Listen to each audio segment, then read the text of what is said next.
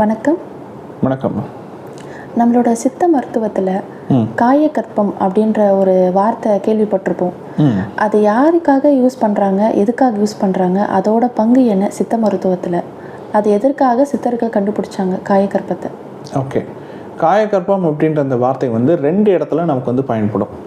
எப்படி 2 இடத்துல பயன்படும்னு பார்த்தீங்கன்னா, மனிதனுடைய உடலை, அந்த உடல் என்கின்ற அந்த காயம்னா உடம்பு, ஓகேங்களா, உடலை கற்பமாக மாற்றுவது. அதாவது எப்படின்னா, அழிவற்ற உடலாக அல்லது இளமையான உடலாக மாற்றுவது, ஆரோக்கியத்தில் இளமையாக மாற்றுவது, அதுதான் அதனுடைய அர்த்தம்.